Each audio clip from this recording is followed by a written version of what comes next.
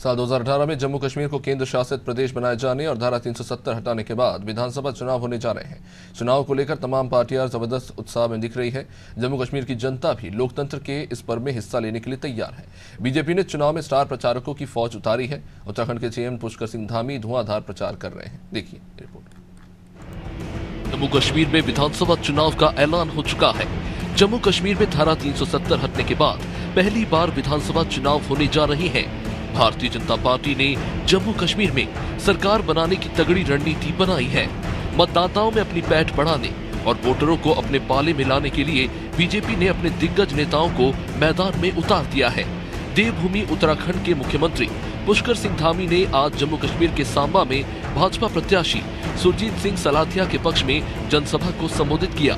CM Dhami ने कहा कि सांबा की धरती ने मां भारती की सेवा में कई वीर सपूतों को दिया है। ये चुनाव जम्मू कश्मीर प्रदेश को विकास की नई ऊंचाइयों पर ले जाने का चुनाव है। भाइयों बहनों, आज आदरणीय प्रधानमंत्री मोदी जी के नेतृत्व में जम्मू कश्मीर में विकास की नई राह खुली है। आज शिक्षा का क्षेत्र हो, स्वास्थ्य का क्षेत्र हो, कनेक्टिविटी हो, इंफ्रास्ट्रक्चर को मजबूत करने की दिशा में अनेक काम हो रहे हैं। अनेक विकास की योजनाएं लाई जा रही है।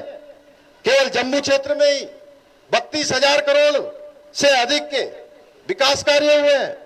आज घाटी में आईआईटी, आईआईएम, कई स्कूल कॉलेजों का निर्माण हुआ है।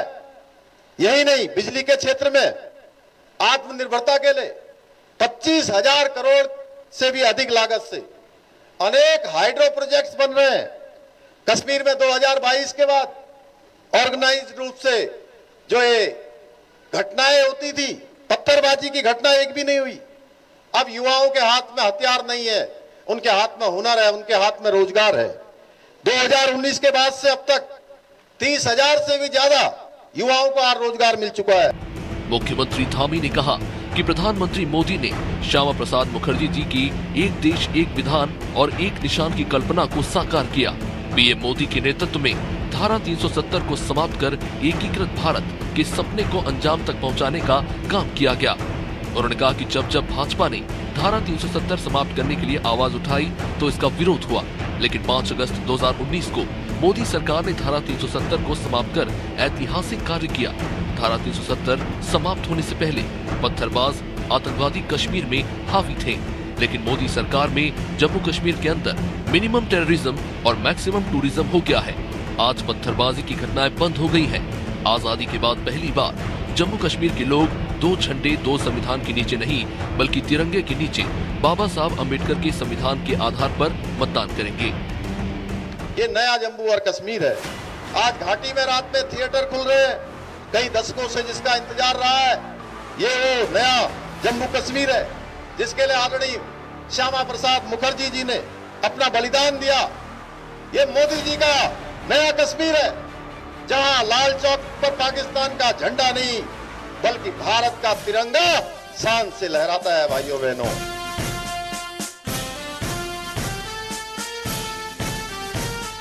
आप याद करिए, जब कश्मीर और जम्मू के अंदर धारा 370 थी तो कैसा कश्मीर होता था?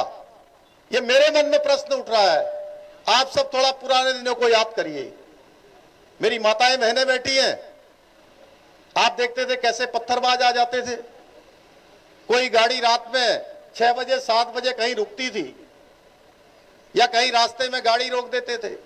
आतंकवादी, अलगाववादी, जिहादी, तमाम प्रकार के विघटनकारी लगातार देश की तरक्की को रोकने का काम करते थे।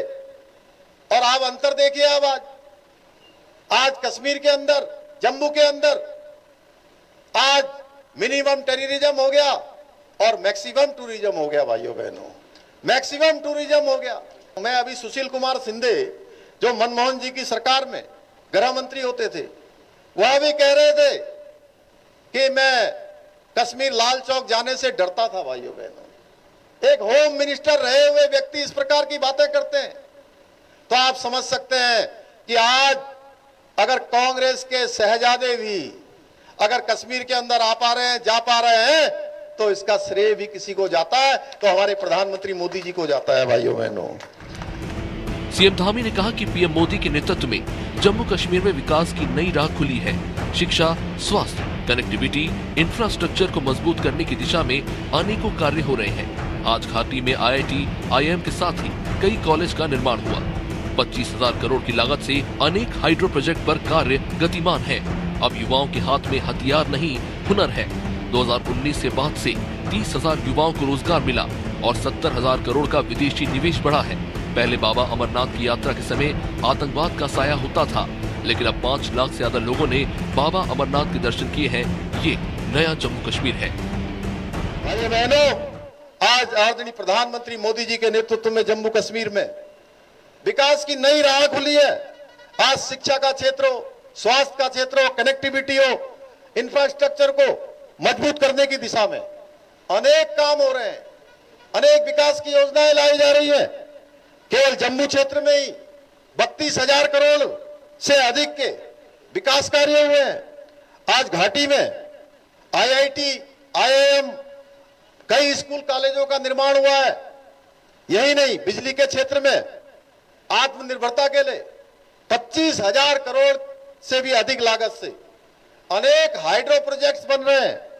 कश्मीर में 2022 के बाद ऑर्गेनाइज्ड रूप से जो ये घटनाएं होती थी, पत्थरबाजी की घटना एक भी नहीं हुई।